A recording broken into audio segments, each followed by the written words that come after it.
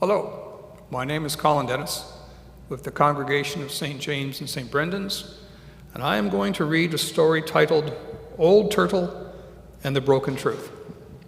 It is a story by Douglas Wood, watercolors by John J. Muth, and is published by the Scholastic Press.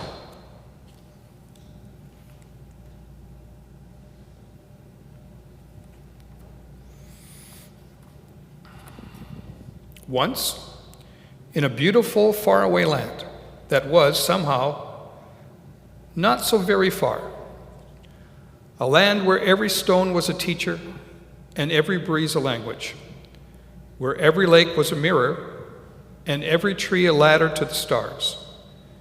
Into this far and lovely land there fell a truth. It streaked down from the stars, trailing a tail as long as the sky. And as it fell, it broke. One of the pieces blazed off through the night sky, and the other fell to earth in the beautiful land. In the morning, Crow found the fallen piece.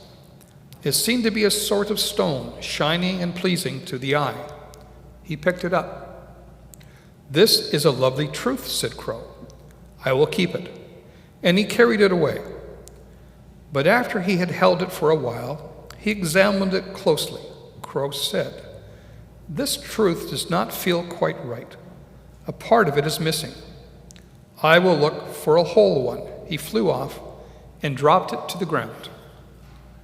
Other creatures who liked shiny things soon noticed the truth as well. Fox, coyote, raccoon each picked it up and carried it away. But they too found that it had rough edges and was difficult to carry, and its sparkle soon lost its appeal. "We do not need this broken truth," they said. "We will find a whole one." Butterfly and bear also discovered the truth, drawn by its sweetness. But each found that it left a bitter taste after all. There is something missing in this truth, they thought, and they left it alone. After a while, none of the creatures even noticed the broken truth anymore, and it lay on the ground forgotten. Then a human being found it. He was walking slowly, listening to breezes, gazing at beauties above and below and all around him. When he found the broken truth, on it was writing, and the writing said, "You are loved." The man held it carefully, thinking it was the loveliest thing he had ever seen. He tucked the broken truth into a safe place and kept it. Sometimes he would take it out and admire it, and the truth sparkled just for him and whispered its message to him alone. And the man thought he had never felt so proud and so happy.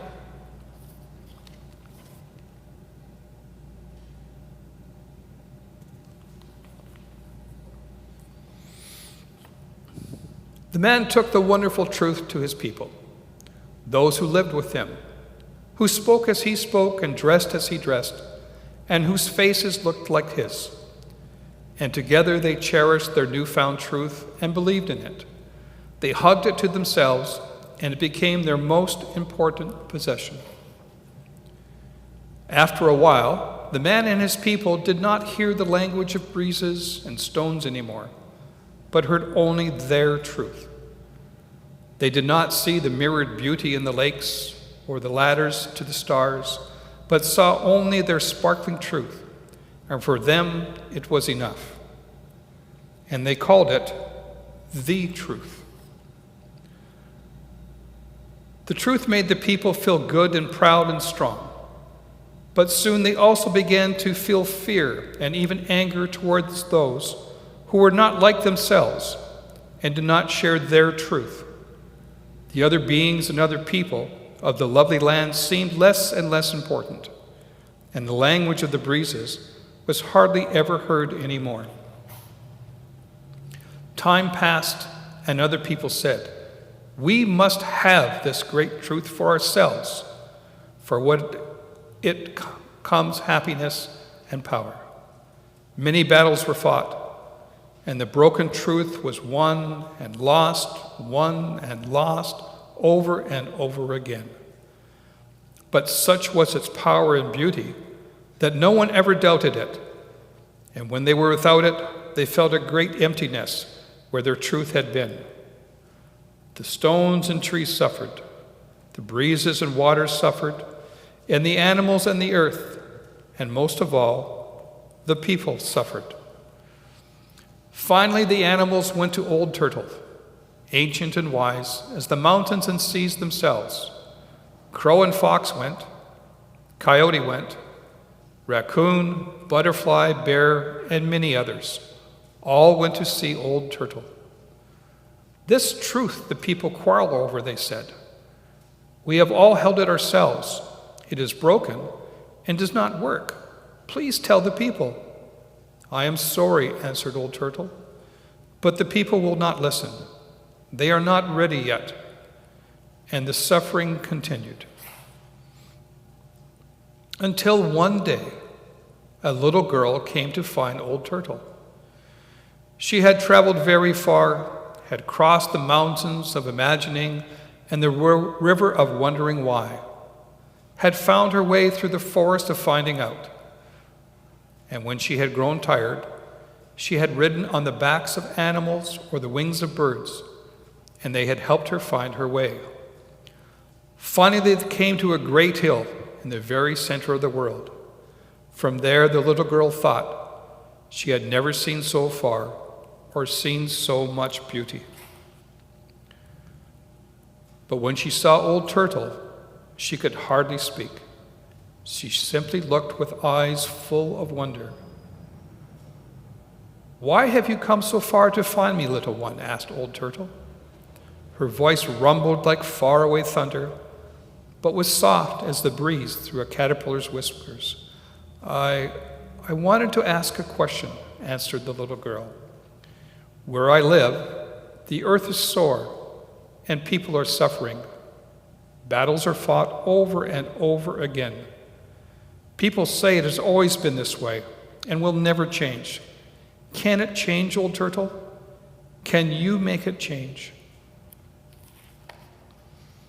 Old Turtle spoke. "The world you describe is not the world that has always been, little one." Then Old Turtle told of how the people had found the broken truth and the suffering it had caused. "It is because it is so close to a great whole truth that it has such beauty, and that the people love it," said Old Turtle. "It is the lost portion of that broken truth that the people need, if the world is to be made whole again. But where is the missing piece?" asked the little girl. "Can we put the truth back together again?" "First, my child," said Old Turtle, "remember that there are truths all around us and within us. They twinkle in the night sky and bloom upon the earth. They fall upon us every day, silent as the snow and gentle as the rain. The people, clutching their one truth, forgot that it is part of all the small and lovely truths of life. They no longer see these truths, no longer hear them. But perhaps, little one, you can." I'll try," said the little girl. And she thought once more of her long journey. She looked upon all the beauty that surrounded her, from the far hills to the flowers beneath her feet. She saw the movement of clouds and the soaring of birds and the dancing of light upon the green and living earth. She heard the whispering of a breeze, and gradually a feeling came over her as though all the world were made of truths, and as the world had been made just for her, and she had been made for it. And she felt a secret smile somewhere deep inside, and thought that perhaps she understood. She looked once again at Old Turtle, her eyes more filled with wonder than before. Old Turtle spoke. "Remember this also, little one," she said. "The broken truth and life itself will be mended only when one person meets another, someone from a different place or with a different face or different ways, and sees and hears herself. Only then will the people know that every person, every being is important, and that the world was made for each other. For a long time then the two friends were quiet, high on the hill in the very center of the world. And in her heart the little girl thought she could see other people in other beautiful lands, people with their own ways, their own truths, people different from her own, but still somehow the people. Finally, the little girl asked one more question. Old Turtle, how will the people learn these things? By seeking out those small and simple truths all around them, said Old Turtle. By listening once more to the language of breezes, by learning lessons from stones and animals and trees and stars. Even turtles, she chuckled, and little girls. Now, little one, it is time for you to go, to return to your people and tell them what you have seen and learned, and to help them mend their broken truth. Take this with you, said Old Turtle. And she placed something in the little girl's hand.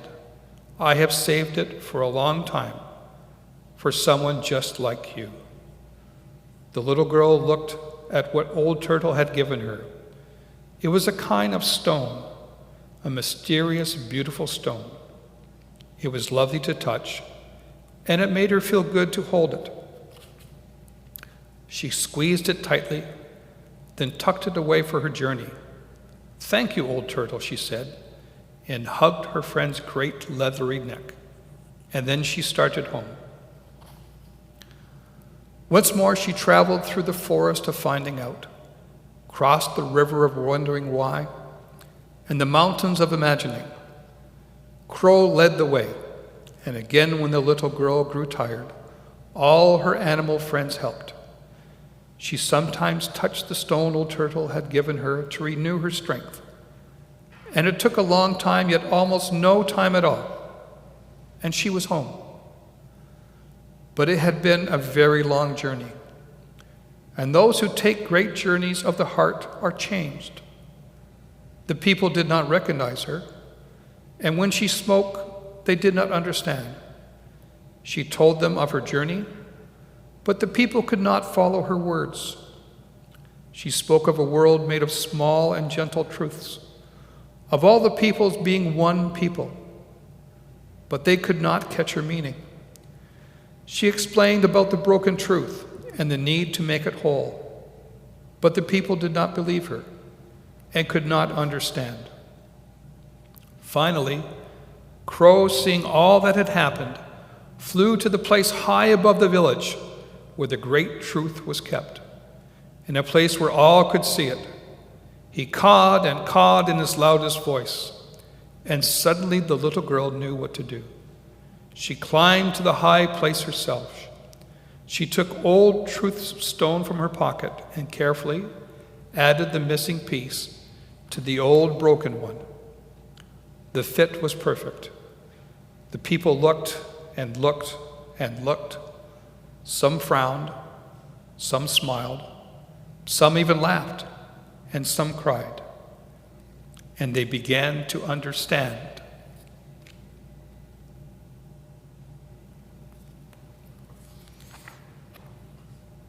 Time passed, and upon the beautiful land, the trees climbed like ladders to the stars. The waters shone like mirrors, and the people saw their beauty. A breeze stirred, and they heard its music.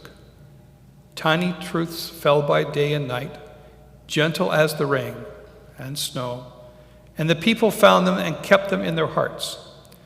And slowly, as the people met other people, different from themselves, they began to see themselves.